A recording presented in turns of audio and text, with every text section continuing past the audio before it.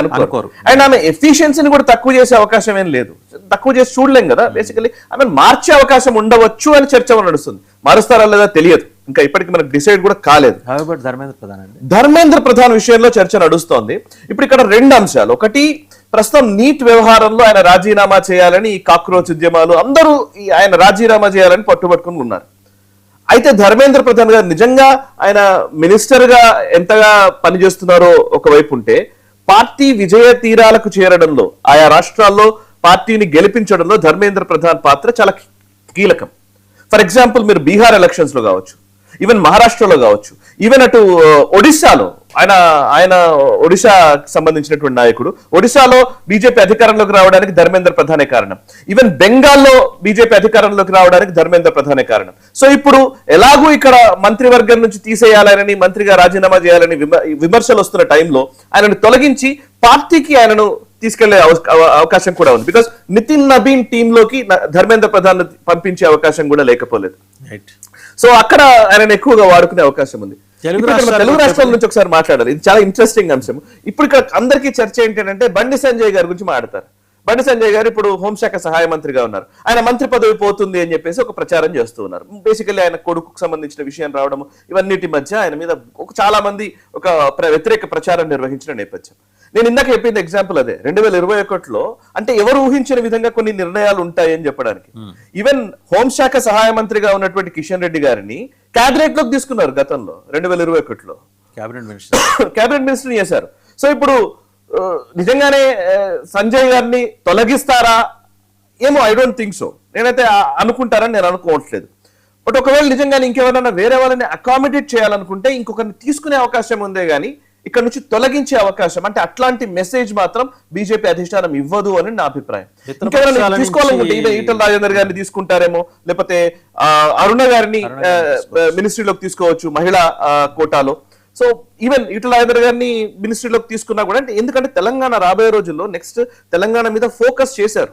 Telangana focus చేసిన టైంలో బండి సంజయ్ లాంటి ఒక మాస్ లీడరు, కొంచెం చెరిష్మాటిక్ లీడర్ ని పక్కన పెట్టే మెసేజ్ బీజేపీ ఇవ్వాలని అనుకుంటుందా? ఖచ్చితంగా చూడాల్సిన విషయమే. ఒకసారి చేసిన తప్పు మళ్ళీ రిపీట్ చేస్తుందా బీజేపీ?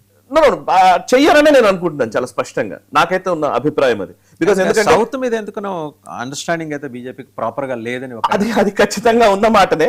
బట్ అయినా ఇప్పుడున్న పరిస్థితుల్లో ఇక్కడ ఆల్రెడీ కొంత వర్గ విభేదాలు నడుస్తున్న టైంలో ఇంకా దాన్ని పెంచాలని అధిష్టానం అనుకోవచ్చు.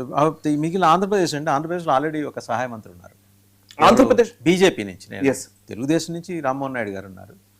మరి రామ్మోహన్ నాయుడు గారి శాఖ కూడా తప్పిస్తారేమో అనే ఒక ప్రచారం కూడా జరిగింది కొన్నాళ్ళు. మొన్న కూడా ఇన్ఫ్యాక్ట్ కాంక్లేవ్లో మాట్లాడుతూ లోకేష్ గారు అన్నది ఏంటంటే, ఎందుకో టైం అండ్ అగైన్ మమ్మల్ని టార్గెట్ చేస్తున్నారు, ఇలా ప్రతి 3 నెలలకి 6 నెలలకి ఇలాంటి ఈ వార్తా కథనాలు వస్తున్నాయి, లేకపోతే విజువల్ మీడియాలో స్టోరీస్ వస్తున్నాయి, మా ఇద్దరికి ఏదో మా చెడింది బీజేపీకి మాకని అట్లేదేం లేదు, అన్కండిషనల్గా మేము ఎన్డీఏలో బీజేపీకి సపోర్ట్ చేసాం, ఎన్డీఏలో ఉన్నాం, అన్కండిషనల్గానే ఉంటామని కూడా చెప్పారు ఆయన. కరెక్ట్. తెలుగుదేశం పార్టీ ముఖ్యంగా రామ్మోహన్ నాయుడిని ఆ పర్టికులర్ మినిస్ట్రీ నుంచి పక్కకు తప్పిస్తారా లేదా తెలియదు. రీషఫిల్ ఇది యాక్చువల్లీ నిజానికి మాట్లాడితే. టీడీపీకి ఇవ్వాల్సిన కోటా ఖచ్చితంగా ఇస్తారు, ప్రాధాన్యత ఖచ్చితంగా ఉంటుంది ఎన్డీఏ ప్రభుత్వంలో. అండ్ ఈసారి ఇంకొక పాయింట్ ఏంటంటే శిరోమణి అకాలీదల్ని కూడా తీసుకునే అవకాశం ఉందా? పంజాబ్ లో శిరోమణి అకాలీదల్తో కలిసి వెళ్లాలనే ఒక అభిప్రాయం కూడా నడుస్తోంది. అది ఇంకా ఇప్పటికీ డిసైడ్ కాకపోవచ్చు, బట్ అది కూడా ఒక అవకాశం ఉంది. ఈవెన్ మమతా బెనర్జీకి సంబంధించినటువంటి 20 మంది ఎంపీలు బయటకు వచ్చారు, వాళ్ళు ఇండియాకి మద్దతు పలుకుతున్నారు. మేబీ ఒకళ్ళిద్దరిని ఏమన్నా అకామిడేట్ చేస్తారా తెలియదు. ఈవెన్ శివసేనలో జాయిన్ అయినటువంటి ఎంపీల పరిస్థితి ఏంటో తెలియదు. సో అంటే ఓవరాల్ గా చూస్తే ఈ రీషఫల్ 3 అంశాలు ప్రాధాన్యతతో ఉన్నాయి, 3 అంశాలు కీలకంగా కనబడుతున్నాయి. ఒకటి Uttar Pradesh elections, Goa elections, Punjab elections next 2027లో జరగబోతున్నాయి.